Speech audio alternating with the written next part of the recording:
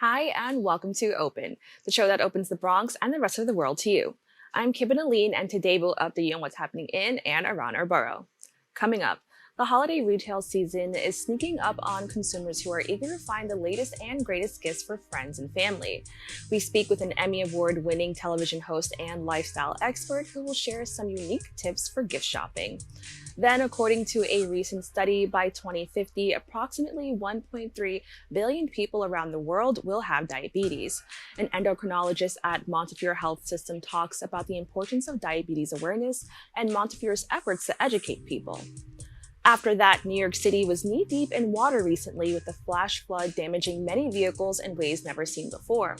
The CEO for Cars for Kids joins us to inform residents how they can get rid of their unsalvageable cars and contribute to an important cause. And finally, Fit for Life is a gym in the Bronx working to support their community. The co-founders and co-owners of Fit for Life tells us more about their efforts. So stay tuned to all this and much more is headed your way because we're now officially open.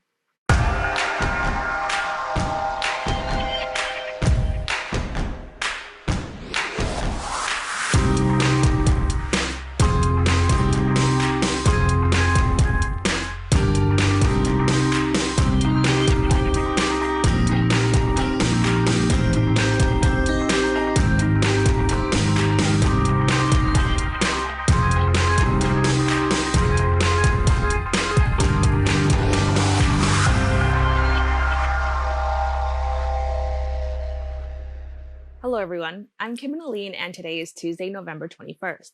You are now watching Open, a program that brings the Bronx and New York City straight to you. Don't forget to stay connected with us via social media at BronxNet TV. With the holiday season just around the corner, people are eager to find the perfect gifts for their loved ones. During the upcoming holiday season, the average shopper is expected to spend over $800 on gifts. Joining me today is lifestyle expert Marissa Brainy, who will be discussing the most popular gifting categories and the best way to give gifts this holiday season. Marissa, thank you so much for joining me. Thanks so much for having me, and I'm excited to be partnering with some of my favorite brands to bring you some great holiday gift ideas this year. Now, let's jump right into it. What are the best ways to find a gift for a family member or a friend? Well, one of the things that I like to do is keep a running note in my phone all year round. So even before the gifting season starts, I break it down by family member. And then when I see something throughout the year that I think might make a great gift for them, or maybe when they mention something in passing, I jot it down next to their name so that when it comes to this time of year, I'm not scrambling trying to think of all of these ideas for everyone on my list. I already have something to work off of. So start that and see if it helps give you a head start for the holiday gifting season. No, I think that's a great tip. But let's say someone, unfortunately didn't follow that tip and they're maybe a last minute shopper. What are the top gifting categories that they could possibly look into?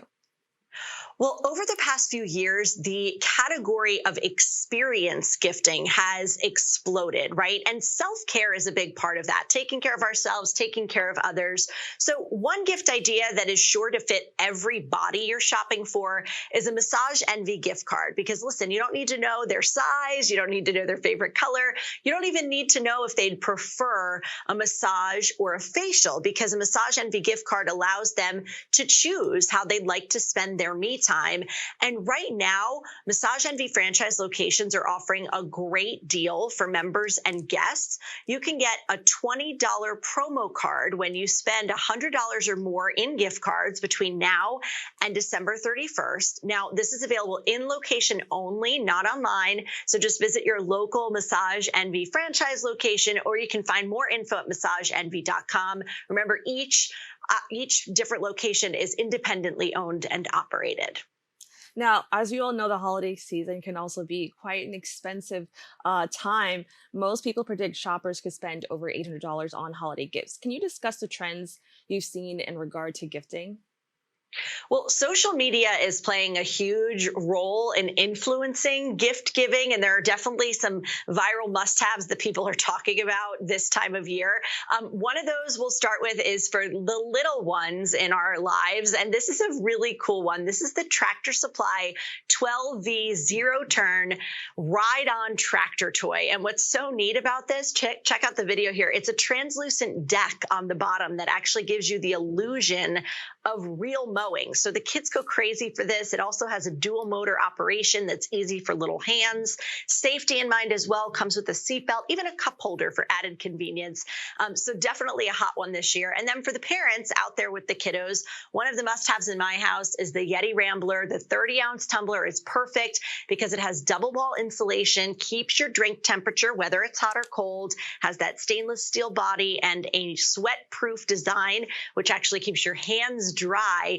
And this is very rough and tumble, so it can withstand moms and dads on the go, also all over social media. And Tractor Supply has a full lineup of Yeti products, including those mugs, as well as coolers, chairs, and more, all perfect for holiday gifting. And I love that there's something for everybody, so that's great. Now, when it comes to gifting, popular categories can also be expensive or maybe even predictable. So, what are some tips for giving a more unique gift?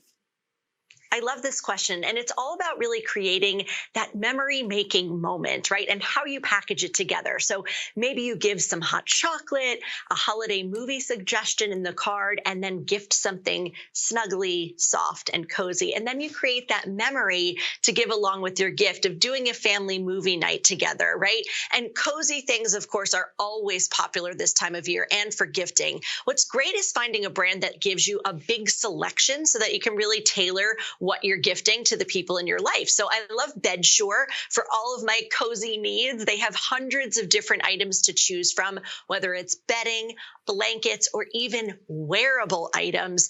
Really soft, really cozy. And their Amazon store has a ton of different options to choose from that are stylish and affordable because, as you said, costs can be, a big concern this time of year. So check out their Amazon store. Just search Bedshore on Amazon. This is a personal fave here. This is a wearable hoodie, so soft and cozy, makes you just want to snuggle up with the fam. So make that memory together and gift something cozy this year.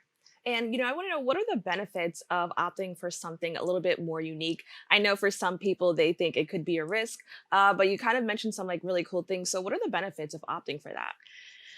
I think it's really about creating that moment, again, that lasts well beyond that first interaction of giving the gift. When you're gifting a memory or something like that, an experience, for example, that's something that someone's going to remember for years to come. And one of the things we like to do with our gifting is really, emphasize and enhance our traditions. So, for example, we do a holiday gift tour or a holiday light tour, I should say, every year this time of year. We load up the kids in their PJs into the car and we go looking at holiday lights together, right? It's creating that experience and those memories.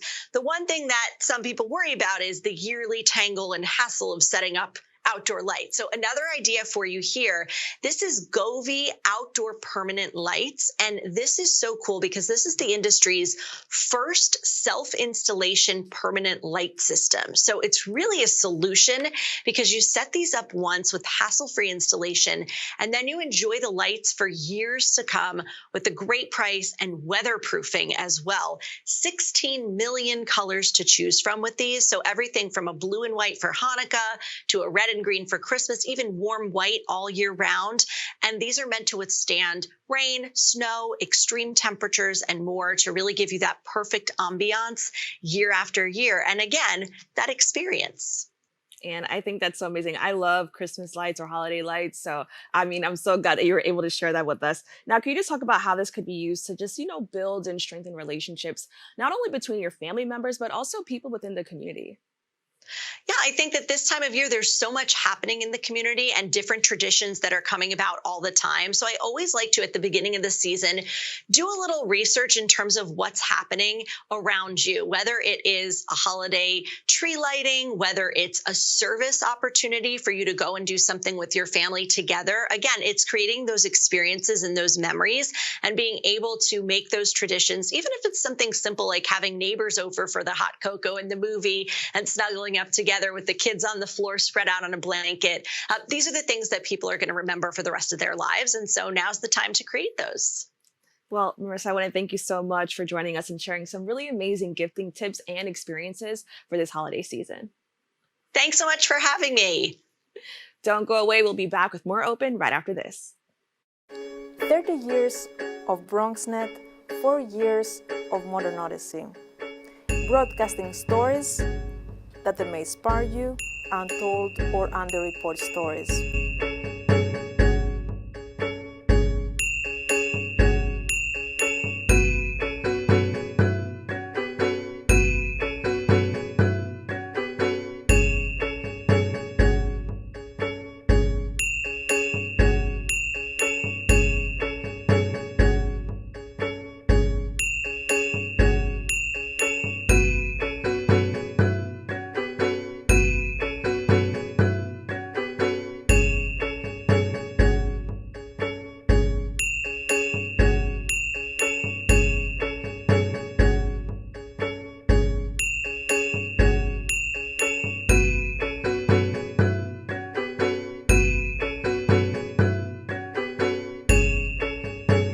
On BronxNet, your story is heard. Thank you for your support. Thank you for watching Modern Odyssey on BronxNet.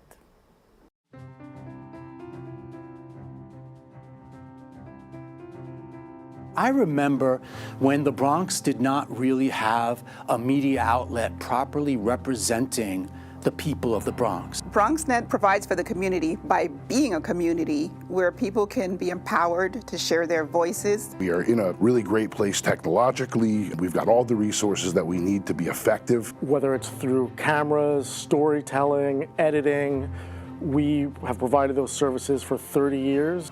BronxNet's mission is to be a voice for the community. To educate, to inform, and to inspire. And you can be a part of it. We've built studios for you.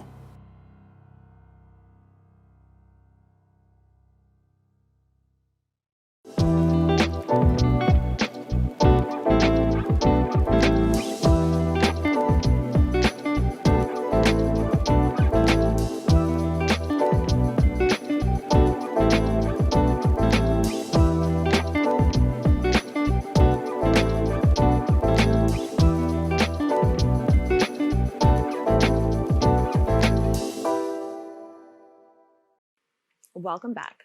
In November, healthcare professionals nationwide are working hard to raise awareness about diabetes. Diabetes is a chronic illness that affects millions of Americans, and according to a recent study, by 2050, approximately 1.3 billion people worldwide will have diabetes. Dr. Hannah Lee, an endocrinologist at Montefiore Health System, joins me to discuss their efforts to raise awareness about this condition. Doctor, thank you so much for joining me. Hi, thank you. Now, millions of Americans are affected by either type 1 or type 2 diabetes. Can you explain how this illness continues to affect the lives of so many people? Diabetes affects the lives of many people because it's a chronic or a lifelong disease. And so people have to adapt their lifestyle to this disease. It also has an incredibly high prevalence rate. So currently in the US, 1 out of every 10 people have diabetes. 1 out of 3 people have prediabetes, which is a major risk factor for diabetes. And unfortunately, diabetes carries along with it many complications. It's a leading cause of cardiovascular disease, heart attacks, strokes, leading cause of blindness, amputations, chronic kidney disease. And so that's how it affects millions of people. Now, what are the risk factors that increase the likelihood of developing diabetes? The risk factors for diabetes stem, and we're talking about primarily type 2 diabetes, has a lot to do with lifestyle. So decreased physical activity, increased intake of high caloric foods, high fat, high sugar foods. Those two can lead to increased rates of overweight and obesity. Those are major risk factors for diabetes. Now, another risk factor that I kind of want to talk about, which is I think is really important, is social determinants. I know that a lot of people don't necessarily think of it as one automatically, when they hear that, but can you expand on that and how that is a risk factor? Social determinants of health are conditions in our environment in which we are born into, in which we work, learn, play, essentially where we live. And these conditions affect our functional status, our quality of life, and our health. And so some examples of social determinants of health include access to education, quality of education, access to health, quality of health, social and economic status, affordability of food and healthcare. Also includes things like racism, discrimination. And so all of these factors if one is negatively affected by them, are at risk of developing diabetes and have a higher rate of developing diabetes and its complications. And when I first saw this, I thought it was so interesting. Is this a newer, just like revelation, like, oh, social determinants can affect your health in this way, or is this something that has been a part of the healthcare system that people have known for years? There is growing research in this area, and I think that's why there's a growing awareness, but it's not enough. And this is why programs like this are so invaluable, because we do need to raise awareness about how these kinds of inequities, systemic inequities, do drive, are contributing to the increase in diabetes. Now, I also want to talk about the Bronx. We talk about on the show a lot how the Bronx, unfortunately, in regards to health is, number 62 in a lot of things. Can you just talk about how diabetes, type 1 or type 2 is affecting members of this community? So the Bronx is clearly affected by diabetes. The prevalence rate is actually the highest in all of New York State, up to 16%. And that's almost double compared to other counties in New York State. And so clearly, we have a lot of communities, areas that are also affected by social determinants of health, like hot pockets of poverty, or communities that are composed of immigrant populations, or groups of historically marginalized communities. And so I think those are kind of just a few of the factors that are driving the high prevalence rate in the Bronx. Now, what are the signs and symptoms of diabetes? So some of the signs and symptoms of diabetes are increased urination, increased thirst, which leads to weight loss, but unhealthy weight loss. Also can lead to just feeling generally unwell, tired all the time. But what's more common is diabetes is often silent. There are no symptoms. And so it's a silent disease. And so that's why it's even more dangerous and requires a lot more awareness. Now, according to a recent study, and this is like pretty shocking, around 1.3 billion people worldwide will have diabetes by 2050. Can you tell me a little bit more about that study and, just how we came to this point? I think you might be referring to a paper that Dr. Shivani Agarwal from Albert Einstein College of Medicine just recently published. And so that paper actually quoted that number of 1.3 billion, which is a shocking number. That paper that Dr. Agarwal published was more of a narrative overview of how a lot of these social determinants of health are driven by structural inequities, structural racism, are driven by global inequities, and how we need to actually acknowledge this in order to put a break in this rapid trajectory of diabetes and how it's a growing epidemic. Now, I think this is also really interesting. As you mentioned, the study highlights structural inequities and racism as a contributing factor. And, oftentimes we think of like it in our country, but, I'm curious to know, how is this affecting, people from across the globe? So globally, diabetes is a growing epidemic. You just mentioned 1.3 billion people in the world will be affected by diabetes by 2050, which is 27 years away. And when we look at countries who are primarily of lower income countries or middle income countries, they have a much higher prevalence rate, and they have less of an ability to adequately manage, treat diabetes and prevent complications from diabetes. And this is compared to higher income countries. And with these lower income, middle income countries, it's probably also driven by lack of funding to healthcare, lack of access to healthy foods, just not having the finances or the human resources to handle this. Now, as time goes on and as we, get closer and closer to the future and it becomes the present, we hope that these issues would, somehow be mitigated. But unfortunately, the number is still increasing. Can you just explain, as somebody who works in the healthcare field, why you think this number is continuing to increase instead of decrease? I think the numbers are increasing because there's been a shift in behaviors and a shift in our food supply system. So our lifestyle is much more sedentary than before. We move by transportation. We have different kinds of work styles that don't require a lot of physical activity. In addition to that, though, is we have much more easier access, and cheaper foods are of higher caloric content, high fat content, high sugar content, ultra processed foods. And again, both of these, I think, are leading to increased rates of obesity and overweight, which are major drivers to diabetes and type 2 diabetes. Now, according to the CDC, and you mentioned this yourself, people who have less access to education are more likely to be diagnosed with diabetes. How are Montefiore specialists educating the community on diabetes? So Montefiore is taking this very seriously, and November is National Diabetes Month. And so we have coordinated over 30 events where we're trying to reach out to our local community through educational events, through screening events, for instance, where we're trying to really just bring awareness to really kind of send this alert message that you can check if you have diabetes. And if you do, you can work on it and it can be prevented, and that these long-term complications can also be controlled. Now, one of the reoccurring events Montefiore hosts is Eat Well and Track Your Food to Prevent Type 2 Diabetes. Why is this a class you want to ensure community members have access to, and what can people expect when they attend these classes? So that's just one of the many events we have scheduled. And that event is really focused on making sure that we have healthy dietary lifestyles.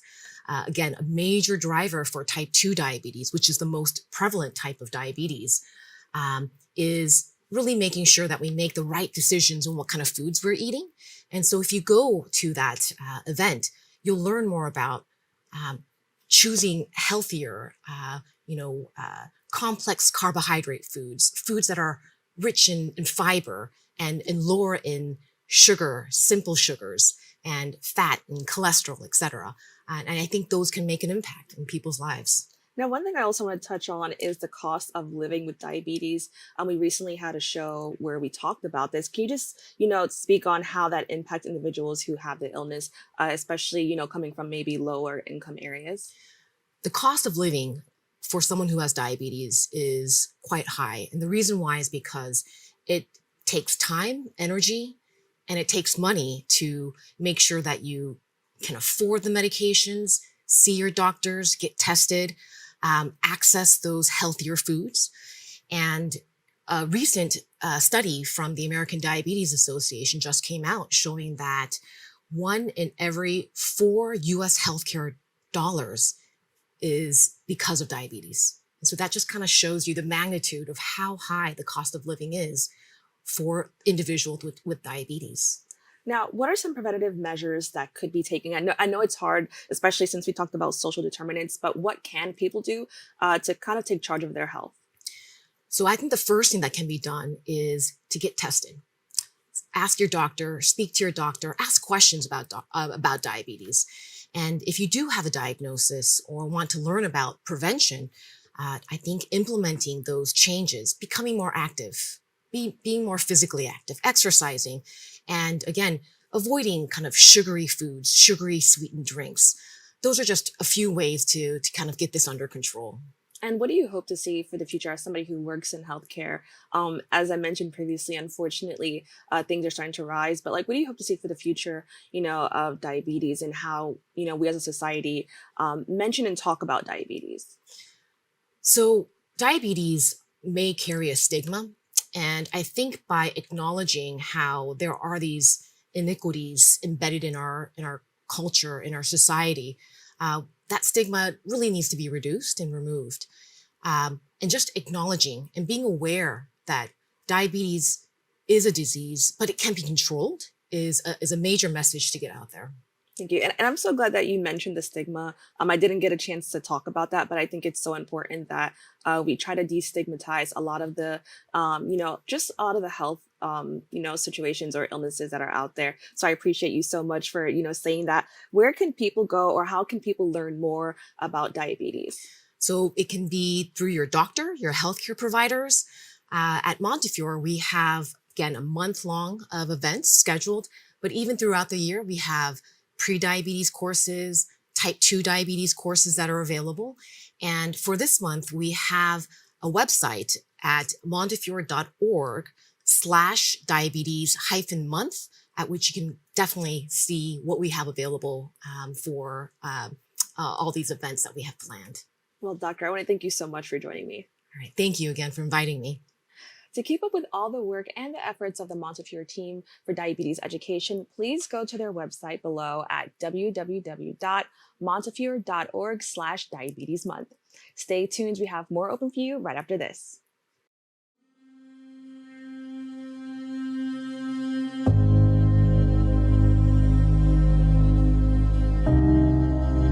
Only 57% of New York City high school students are college ready by their senior year.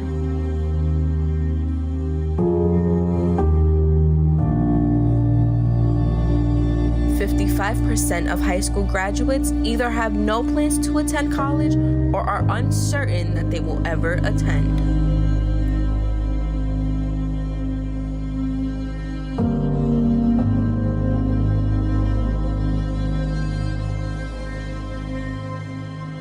%34 of young adults don't go to college because they can't afford it.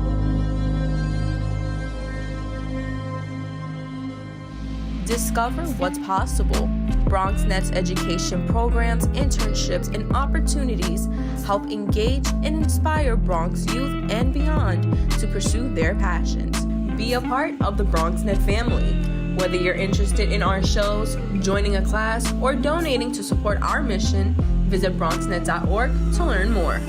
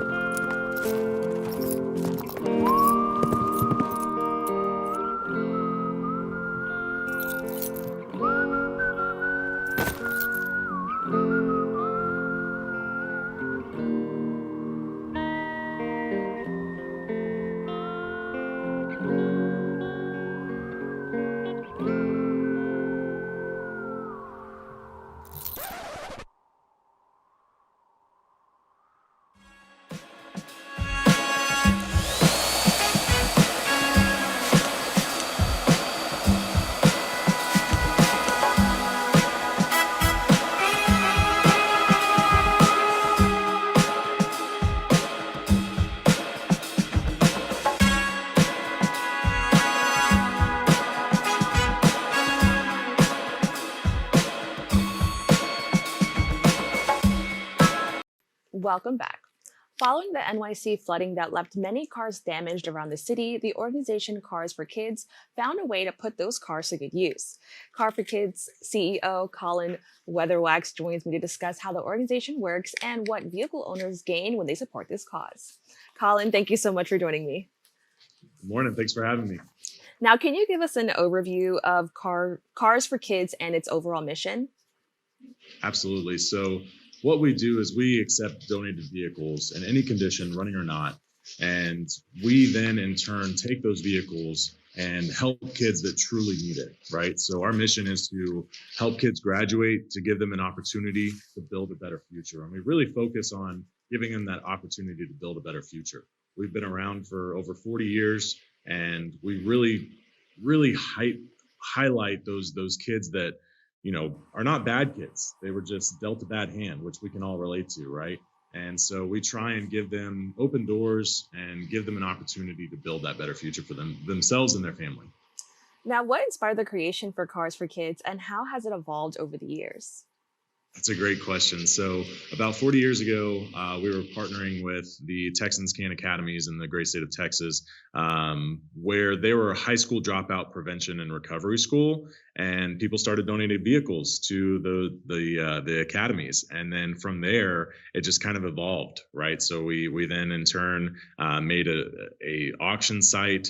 And now our home base is here in Dallas, but we've been soliciting donations nationwide over the past, 35, 40 years. And so we've truly seen it evolve into this huge benefit system just with donated vehicles, right? So that old vehicle that's been sitting in your driveway for so long that you've never gotten around to fixing, those are the type of vehicles we want. Now, obviously, if you have a running car, we'll take that as well. But any vehicles, running or not, we're interested in taking. Now, how does Cars for Kids differ from other charity car donation programs? That's another great question. So, Cars for Kids, we're the original Cars for Kids. We like to say we give 100% of the net proceeds to the beneficiaries that we say we sponsor, right? And so what we do is after all of our bills are paid, after all of our marketing is done, everything that we have left over, we like to give to our beneficiaries. And that's going to support those kids that dropped out of high school for whatever reason, giving them a second chance at their high school diploma.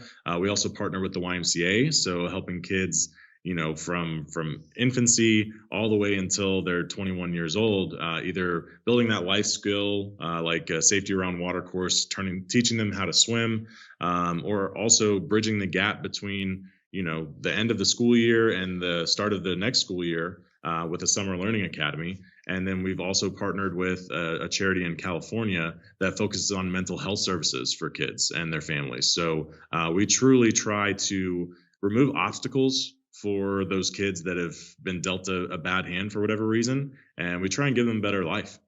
Now, that's like really perfect that you said that because it goes into my next question. Can you explain the significance and the impact of right off the car, not the kid motto?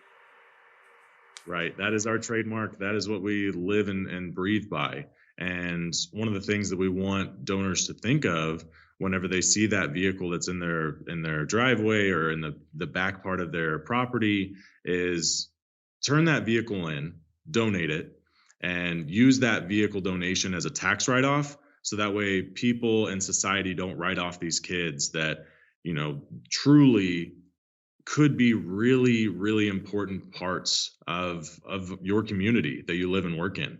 And all they need is that chance. All they need is a little bit of hope. And it's truly amazing what they can do with that hope once they're given it. Now, you mentioned earlier that, 100% of the net proceeds benefit the children. How do you, maintain that commitment and, how does it feel to, make sure that you're achieving something like that?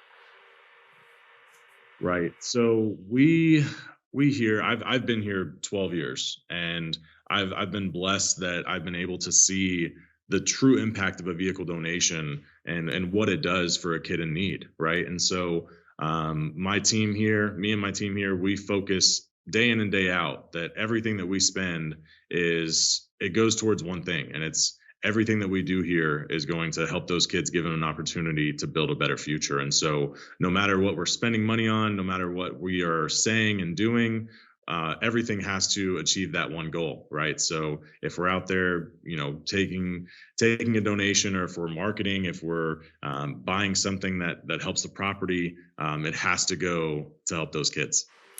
Now, as I mentioned earlier, with the recent flash flood in New York City, many vehicles were left damaged. How can residents who have unsalvageable cars due to the storm contribute to Cars for Kids?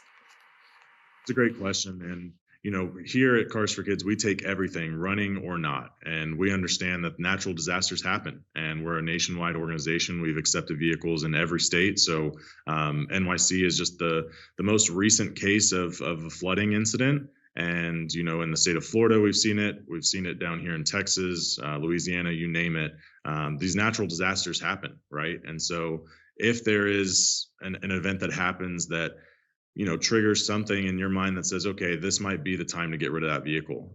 We want to be here. We want to support that decision. And if you do have that vehicle that you're like, okay, I'm tired of looking at this car. It's been through a flood now. let's get rid of it. Just give us a call or visit us online at carsforkids.org, and that's carsforkids.org. No, I think this is an amazing, initiative. For me, when I think a car is no longer useful, I think with many people, they think, okay, just get rid of it any way that they can. What can vehicle owners expect when they do decide to donate their cars to your organization? Look, we understand that you can do just about anything with that old vehicle, right? You can list it on Facebook, you can post it on Craigslist, you can sell it to your neighbor. There's endless possibilities. But what we want you to consider is that whenever you donate a vehicle to us, you're not only getting a tax write-off for yourself, but you're giving a kid an opportunity that would have not had it otherwise. And it's truly impactful to see the change in a kid's life whenever they're just given an opportunity, right? And so in addition to that, we provide a full tax write-off for whatever we sell the vehicle for. And then we also offer a $50 gift card. And we've partnered with a truly amazing partner that allows us to send you a text message or an email that says, hey, here's your $50 gift card. You can pick where you want to use that gift card. So Amazon, a restaurant, shopping, you name it, we kind of give you that opening so that way you can claim that $50 gift card. Now, something else your organization does is provide more than just cars, but other, programs and services. Could you talk about some of those programs and services that offer educational opportunities for at-risk youth?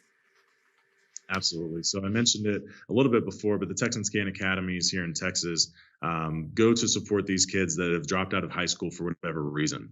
These are not necessarily bad kids. There's one kid that I can think of that his mother got sick whenever he was in high school, and he dropped out of school to take care of her. And now he's getting ready to graduate here in the fall. And so that's one of the main beneficiaries that we have here. We've also partnered with the YMCA. We've supported their Summer Learning Academy, which transitions kids from one school year to the next, making sure that they're on track to be at the right reading level and be at the right educational point in their life, so that way they can be successful. And then we also support the Safety Around Water course with the YMCA, which is just teaching kids that basic life skill of swimming that they need to know in order to survive. And then finally, the last one that we support is based on mental health services for kids and their families. So as we know now, mental health is so important, and not only in adults, but definitely in kids as well. Now, what are some future initiatives and projects that your organization plan to continue to support, children and youth? It's a great question. So the programs that I just mentioned are very near and dear to our heart, but we're always looking for partners that go to help these kids, right? These kids are everywhere. They're not just in the state of Texas. They're not just in New York, New Jersey. They're everywhere. And so we want to partner with charities that go to support these kids and just try and give them an opportunity to build that better future, whatever that might look like. Something that you also mentioned that I thought was pretty amazing, and I would like to expand on it a little bit more, is that you did mention one of the kids. Can you just talk about your experience just working with these children and how it has affected you, or ways that you've grown from, working in this organization? Yeah, I mean, it's truly, I'm blessed to be in the position that I am in. I'm blessed every day to kind of see the fruits of our labor just by donated vehicles. And so one of the examples that I mentioned, the kid that dropped out to take care of his parents, that's a lot of the kids that we serve. And for the most part, some of these kids that get that high school diploma, not only is that the first high school diploma in their family, but it's the first time that they've ever gotten any type of diploma. And then, that kind of opens the door to a better future, right? And then just this past summer, we supported that Safety Around Water course with the YMCA. That served over 5,500 kids, which would not have had that basic life skill that you need in order to survive, not only to have a better future, but just to have a future. And also something that I think, just from hearing you now, that your organization does is you try to fight against the stigma associated with children who are at risk and youth that's just at risk. Can you talk about why that's so important for you? It's so important because there is that stigma, like you mentioned, that these are all bad kids, and they're just not. I've seen day in and day out the change in a kid's outlook just by giving them someone that believes in them, or giving them an opportunity that they never saw or never thought was a possibility before. With the YMCA, I've heard so many stories where they went to this course and now they're either volunteering for the YMCA or they're a lifeguard or they're working there. And then on the other end of the coin, we have high school graduates that also get a certification in OSHA or in Microsoft Office, which is giving them an avenue to kind of open the door and be successful and have a career after their high school diploma, which is really important. Now, as you mentioned that you are based away from New York City, but how can people in the New York community and other potential donors get involved in the work of Cars for Kids? So carsforkids.org, CARSFORKIDS. That's where you can find all of our work. You can read our testimonials. You can read, about the kids that you're truly impacting whenever you make a donation. And so, like I said, we're looking for partners in every state, New York, New Jersey. We're interested in partnering as long as your goal is to help these kids, give them an opportunity to build a better future. We are interested in partnering and we're interested in supporting. So just make sure you write off the car, not the kid. Well, thank you so much for joining us. Thank you. To learn more about how you could donate your car, please go to their website at www.carsforkids.org. We have to take a quick break, but we'll be back with more Open after this.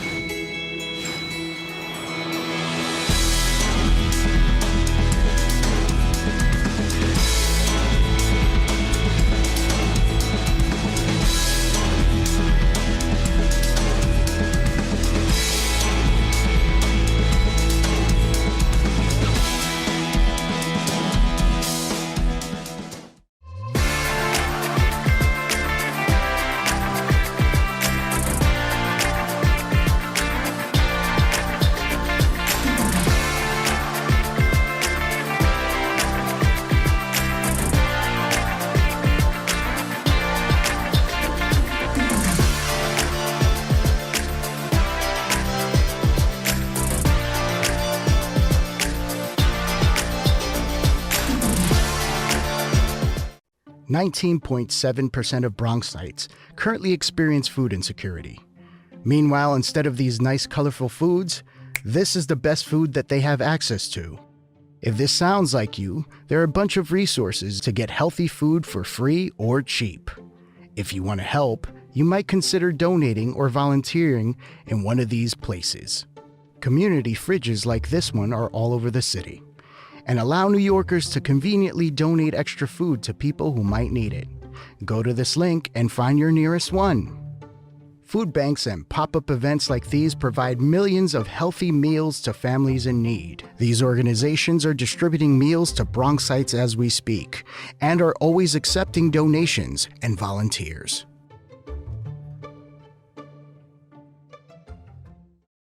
Welcome back. Fit for Life is a personal training studio that aims to help individuals achieve their fitness goals. Their latest mission is to provide assistance and give back to the residents of the Bronx. With me today are the founders and owners, John Ivoli and Chris Rodriguez, to discuss the challenges of running a fitness-focused business. Thank you both so much for joining me. Of course, thank you for having us. Thank you for having us. Now, can you talk about your journey with Fit for Life and what inspired the creation of it? All right, so let's take it back. Me and John came up and we worked together in the corporate aspect, and we've seen the ins and outs of the corporate aspect, and we just wanted to take our talents and go independent. And then we was looking for spaces, didn't really find nothing. And then something just landed on our lap, and we took it and we ran with it. And can you talk about your experience? I think one of the biggest things, because we both come from the corporate aspect of it, and a lot of the corporate gyms, they cater to one thing, it's just gym membership. So like personal training, classes, anything like that is just an added bonus for them. And what we found was we kind of operated as our own group inside of that. But because we weren't the priority, the people who really needed the personal training used to get thrown, kind of get thrown to the wayside because they needed to cater to their goal, which was the membership sales. And so it's kind of that transpiring over time is what really pushed us. And then, like Chris said, it really just fell into our lap one day. Now, how has your experience been owning a small business in the Bronx? I would say, I don't even think it matters that it was in the Bronx or not. I think it's just one of those things that you can read all the books or listen to all of these podcasts and it still doesn't matter. It's every day is different. And for us, and like Chris kind of expanded on it too, is being trainers that we were so invested, you kind of have to almost learn to take a step back and become an owner. And it's a whole job of things that you had no idea about. That's really interesting that you say that, because I think a lot of people, when they love something, they find a way to incorporate that into like their work or their job. What was some of the challenges of doing something like that, and not just thinking as somebody who loves the gym, but somebody who's now an owner of a business? I think one of the constant daily challenges with that is marketing yourself. I think because we're not in the corporate aspect and like we're independent, like we have to go out there every day and market ourselves, help market trainers, other trainers who work there. It's not like we get the constant traffic. Like people come into corporate gyms to go see the gym, like it's known already. So you pass by Fit for Life or look in, probably walk by. I don't really know much of Fit for Life until they come in and give us a chance. We give them a tour and stuff like that. I would say for me, it's about being able to give them up to the other trainers because we're so used to being so hands-on, and I can't say no to anybody. So I'll try to train as many people all day, all night, as long as I can. But, we're trying to make Fit for Life grow and help more people. I can't do it all. Chris can't do it all. Right. So just getting comfortable with passing off and just, we coordinate with all the programs that get ran through the studio.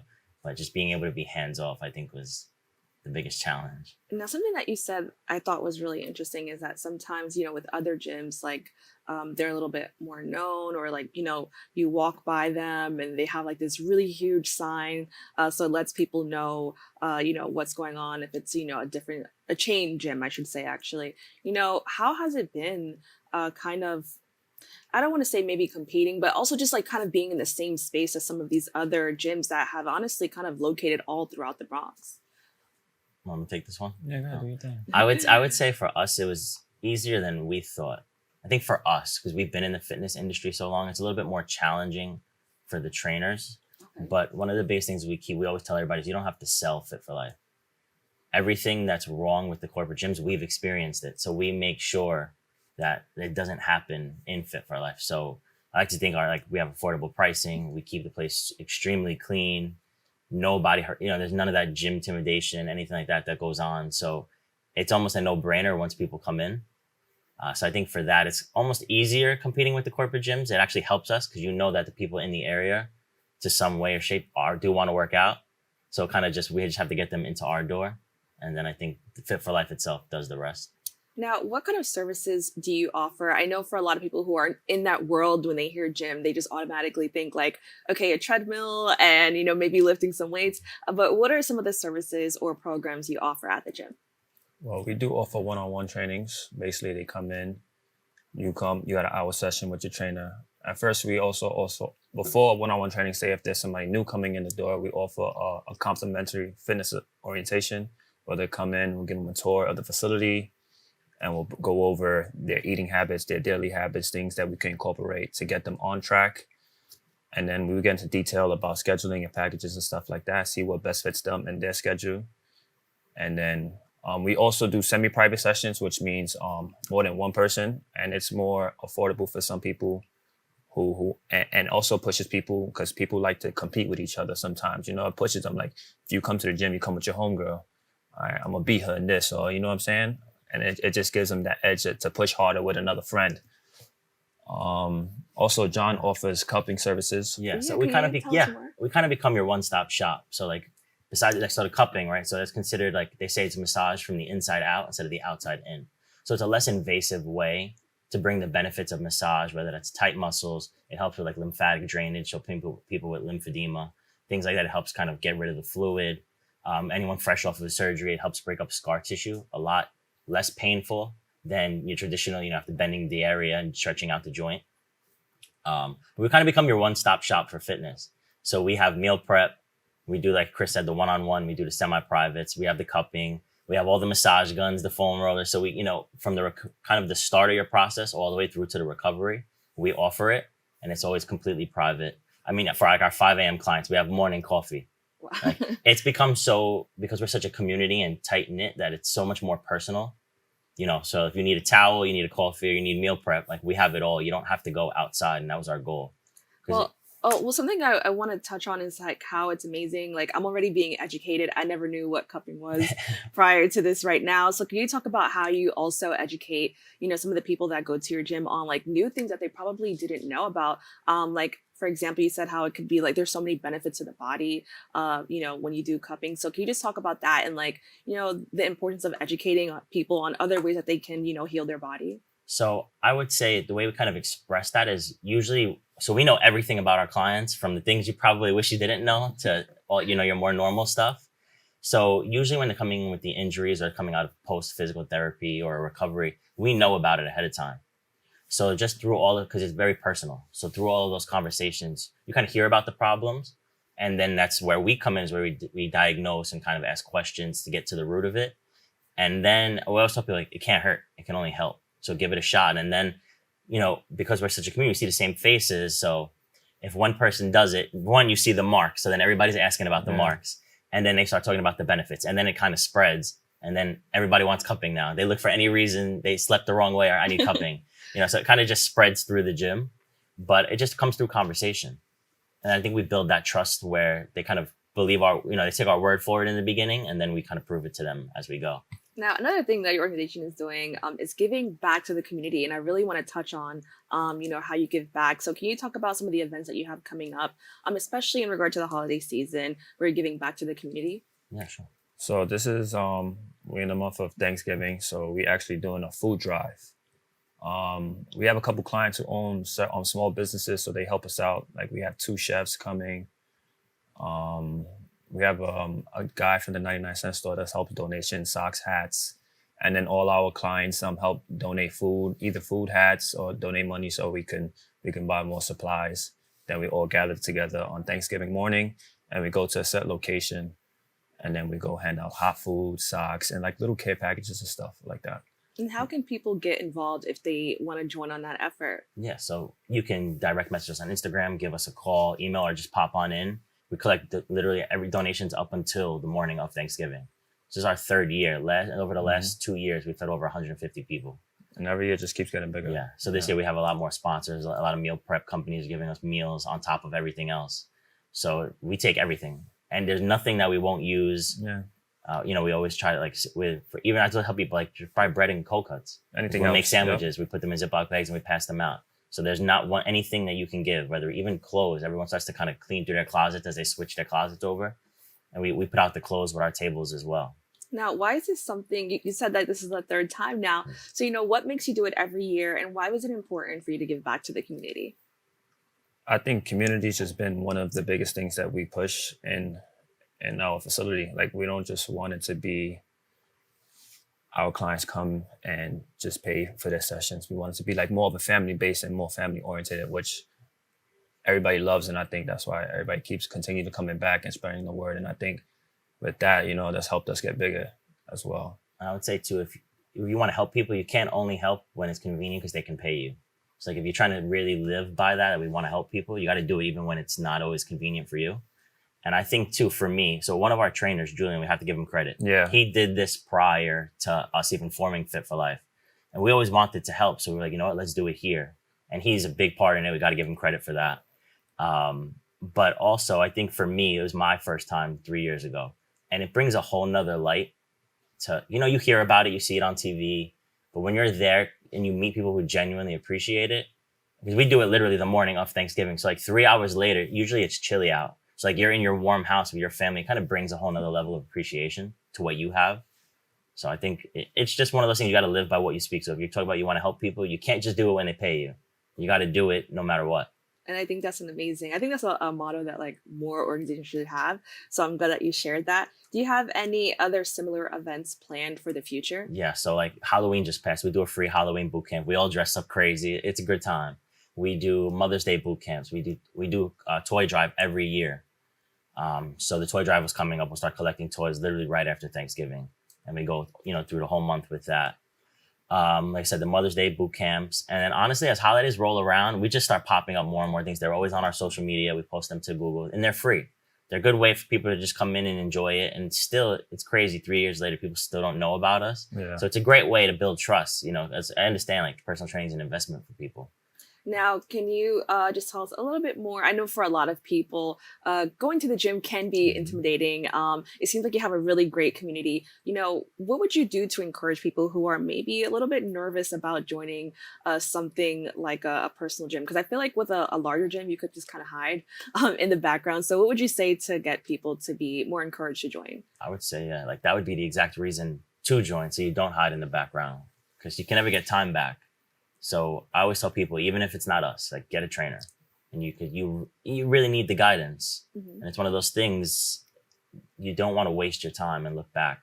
Like I wasted a year paying all this money, all these gym fees, and I got nowhere. I think most people's problem is they said, I'm going to get up and go today, and then they just keep delaying it. I think most people's issue is they put their physical fitness at the end of the back burner for everything. Instead, just take charge, get up. Or even like try to find a partner and a friend so y'all can hold each other accountable. But sometimes, people's schedules don't run the same, and your goals can't wait on nobody else. So sometimes you just gotta get up and go.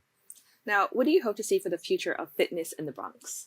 I would say, I think people need to, it's not as complicated as everybody wants you to think. It's because everybody's usually trying to sell you something, right? Whether it's a tummy tea or this program. For us, I always tell people that your goals change. That's why we stay relevant. We don't want to talk about weight loss 6 months from now. We want to talk about you're squatting 135 pounds, or we have a lot of people that run marathons. Mm-hmm. Your goals should change. So we don't have to sell you this perception. So I think my goal would be like, just get started. Ignore 98% of the things you're going to hear on social media and read on the news media. Just come in and get started. And you'll start to see more and more that once you get started, it gets easier. It's not as complicated as people want you to think. No, I think it gets also easier when people consider it as more as a lifestyle instead of just going for like a quick fix. Like, oh, my birthday's coming, I'm gonna lose this and look good, amazing in my dress or whatever. Or this vacation's coming, I want to look good. Right. That's good and all that to get you started, but also you want to make it a lifestyle and keep going. So once you go for your birthday. After your birthday, you gain the weight back, or all the progress that you gained, lost. So if people look at it as a lifestyle and continue that way, I think more people will succeed. Well, I want to thank you both so much for, joining us and sharing a little bit of what your community does and how you're giving back. So thank you. Thank you. Thank you. If you would like to support Fit for Life, Thanksgiving food and clothes drive, you can drop off donations at their gym from now until November 23rd. They are located at 2861 Bruckner Boulevard in the Bronx. Please contact them on social media at Fit for Life NY for any other questions. We've come to the end of our show today. I'd like to thank all of our guests for joining us and you, the viewers, for tuning in. If you missed any part of today's show, you can catch the Retable cast at 5 and 10 p.m. on Optimum Channel 67 and Verizon Fios Channel 33, or watch anytime on the web at bronxnet.org. You can catch a brand new episode of Open with Darren Jaime on Wednesday and with Rena Valentine on Friday. I'm Kibna Aline, and on behalf of our BronxNet family, we extend our warmest wishes to you and your family for the upcoming Thanksgiving holiday. See you next time.